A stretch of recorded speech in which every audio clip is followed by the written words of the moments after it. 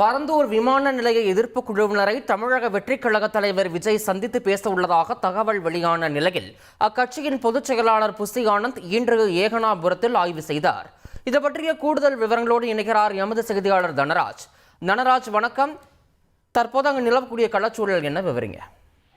பரந்தூர் சுற்றுவட்டார பகுதிகளை உள்ளடக்கி கிட்டத்தட்ட 5746 ஏக்கர் பரப்பளவில் பரந்தூர் பசுமை வழி விமான நிலையம் அமைக்கப்படும் என அறிவிப்பு வெளியிட்டு மத்திய மாநில அரசுகள் நடவடிக்கைகளை மேற்கொண்டு வருகிறது. இந்த பரந்தூர் பசுமை வழி விமான நிலையம் அமைப்பதற்கு பல்வேறு கிராமங்கள், அந்த 13 கிராமங்களைச் சேர்ந்த கிராம மக்கள் தொடர்ந்து 907வது நாளாக இன்று 907வது நாள் தொடர்ந்து எதிர்ப்புகளை தெரிவித்து வருகிறார்கள். இந்த நிலையிலே பல்வேறு அரசியல் கட்சிகள் பரந்தூர் விமான நிலையம் அமைக்கக்கூடாது என்று விவசாய நிலங்களையும் குடியிருப்புகளையும் நீர்நிலைகளையும் அழித்து பரந்தூர் பசுமை விமான நிலையம் அமைக்கக்கூடாது என்று ஏகனாபுரம் கிராம மக்கள் போராட வரக்கூடிய அவர்களுக்கு ஆதரவு தெரிவித்து வருகிறார்கள்.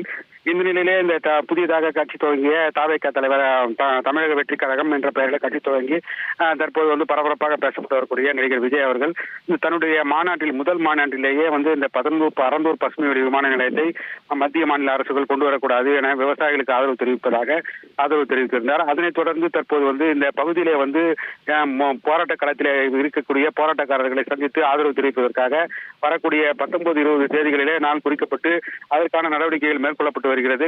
அரசிடமும் காஞ்சிபுரம் மாவட்ட நிர்வாகம் மற்றும் தமிழக அரசிடம் தொடர்ந்து இந்த அனுமதி கேட்டு மனுக்கள் அளிக்கப்பட்டு வருகிறது. இந்த நிலையில இந்த பரந்தூர் பசுமை விமான நிலையம் அமைக்கக்கூடிய இடத்தில் இருக்கக்கூடிய ஏகனாபுரம் கிராமத்திலே தற்போது அந்த விஜய் வருவதற்கான முன்னேற்பாடுகளை பார்வையிடுவதற்காக தற்போது